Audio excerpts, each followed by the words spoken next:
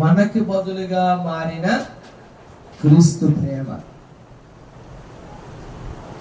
14వ శతాబ్దంలో కొరియా ప్రాంతంలో, కొరియా దేశంలో ఒక ఆయనకి 2 పిల్లలు పుట్టారంట. ఓ దంపతులు.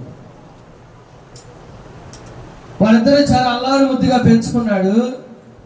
పెద్దోడు బాగా చదువుకొని న్యాయమూర్తి అయ్యాడంట. పెద్దోడు న్యాయమూర్తి అంటే జడ్జి గారు అనుకున్నాను. జడ్జి గారే న్యాయమూర్తి అనేది, జడ్జి గారే. రెండోవాడు అల్లారు ముద్దుగా పెరుగుతూ బాగా అల్లరి చేసేవాడు అంట.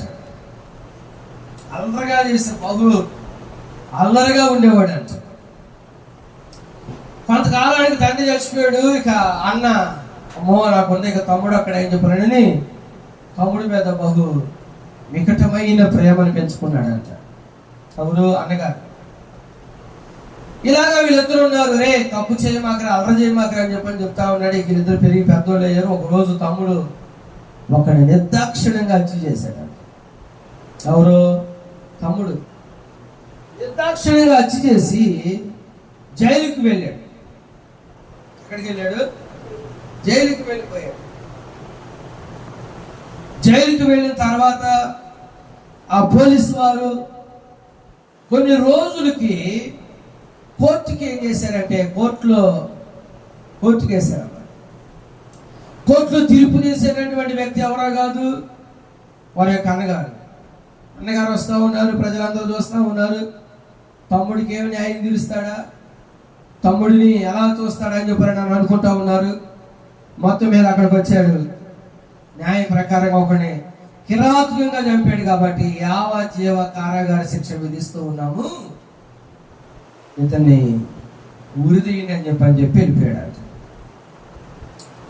కొన్ని రోజులు వెళ్ళిపోయాడు. శిక్షాకాలం పూర్తవుతా ఉంది. ఇక ఊరికి సిద్ధపరుస్తున్నటువంటి సమయంలో ఆ జైలుకి వెళ్ళాడంట. ఈ అన్న జైలు కాడికి వెళ్ళాడంట. జైలు దగ్గరికి వెళ్ళి వెళ్తూ ఉండగా అక్కడ ఉన్నటువంటి అందరూ చూస్తున్నాడంట. అన్న వస్తున్నాడు, ఏమన్నా చాకులు చెప్పి తీసుకొని వెళ్తాడా ఏంటని చెప్పని అనుకుంటా ఉన్నారు. అన్న తిన్నగా జైలు దగ్గరికి వెళ్ళాడంట. ఆ జైలు దగ్గరికి వెళ్ళి జైలు అధికారిని పిలిచి ఒకసారి తలుపు తీయండి, నేను మా తమ్ముడితో మాట్లాడాలన్నాడంట. జైలు తలుపు తీయగానే ఆ తలుపులు తీసుకొని లోనికి వెళ్ళాడు అన్న. లోనికి వెళ్ళి ఆ యొక్క తమ్ముడితో మాట్లాడుతున్నాడంట ఈ విధంగా. అరే తమ్ముడా, నీ వస్త్రాలు తీసి నాకు ఇచ్చే, నువ్వు నాకులాగా బయటికి వెళ్ళిపో, నేను నీకులాగా ఈ సరసాల్లో ఉంటాను అని చెప్పాడు అన్నాడు. మా అన్న ఎట్లాగైనా తప్పించుకొని వచ్చేస్తాడు, నేను వెళ్ళిపోదాం, మన నాకు మంచి సలహా ఇచ్చాడని చెప్పాడంటే అని యొక్క తమ్ముడు అన్న వేసుకొచ్చినటువంటి వస్త్రాలు వేసుకొని ఇద్దరు సేమ్ ఒకలాగానే ఉంటారంట వాళ్ళిద్దరు. అందుకని వాళ్ళు కనిపెట్టలేనటువంటి పరిస్థితి. అన్న వస్త్రాలు తమ్ముడు వేసుకొని బయటకు వెళ్ళిపోయాడు. ఇక అన్నేమో జైల్లో ఉన్నాడు. ఇక తెల్లారితే ఉరి చేస్తాడు. అన్నం తీసుకుని వెళ్ళి నిర్దాక్షిణ్యంగా ఉరి తీసేశాడు అన్ననే. అన్న అక్కడే తన ప్రాణాలు పోగొట్టుకున్నాడు. ఈ సంగతి తమ్ముడు తెలిసింది. తమ్ముడే ఆలోచన చేశాడంట.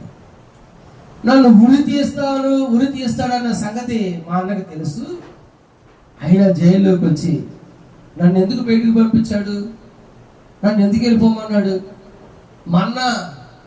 మా అన్న ఎందుకని జైల్లోనే ఉండిపోయాడు అంటే, నేను చచ్చిపోతాం మా అన్నకి ఇష్టం లేదా, నేను చచ్చిపోతాం మా అన్నకి ఏమాత్రం కూడా ఇష్టం లేదా, నా కొరకు మా అన్న ప్రాణాలు పోగొట్టుకున్నాడా, నన్ను ఎంతగా ప్రేమిస్తున్నాడా మా అన్నగారు, నన్ను ఇంతగా ప్రేమిస్తున్నాడా మా అన్న నన్ను, నేను గుర్తెరగలేకపోయానే.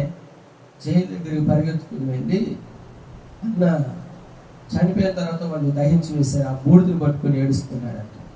అన్న నువ్వు 100 సార్లు చెప్పావన్నా నాకు, అరే అల్లరి చేయమాకరా, పాపం చేయమాకరా అని.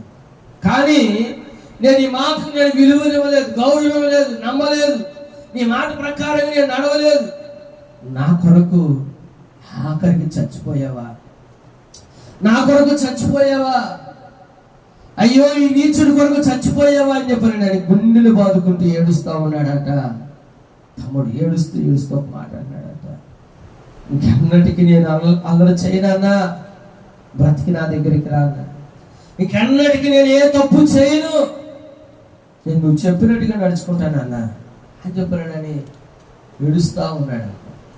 ఇలా ఎందుకు ఈ మాట చెప్పారంటే, దేవుడు నీ కోసం నా కోసం, మనం ఎక్కడో పాపులమై ఉండగానే, మనం ఎక్కడో దోషులమై ఉండగానే, ఎక్కడో మనం అన్యాయంగా ఉండగానే, ఎక్కడో మనం మారుమనసు లేకుండా ఉండగానే, ఎక్కడో మనం పాపంలో మునిగిపోతూ ఉండగానే, ఓ నీ కొరకు పరమ నుండి దిగి వచ్చినటువంటి క్రీస్తు, నీ కొరకు ఆ యొక్క తండ్రి స్థానాన్ని విడిచి దిగి వచ్చినటువంటి మన ప్రభు యేసుక్రీస్తు వారు, ఏ పాపం ఎరిగినటువంటి దేవుడు, నిర్దోషమైనటువంటి దేవుడు, నీ కొరకు తన యొక్క ప్రాణాన్ని బలిగా పెట్టాడు. అయినా మార్పు లేనటువంటి స్థితిలో మనం ఎక్కడైనా మిగిలిపోతున్నాం.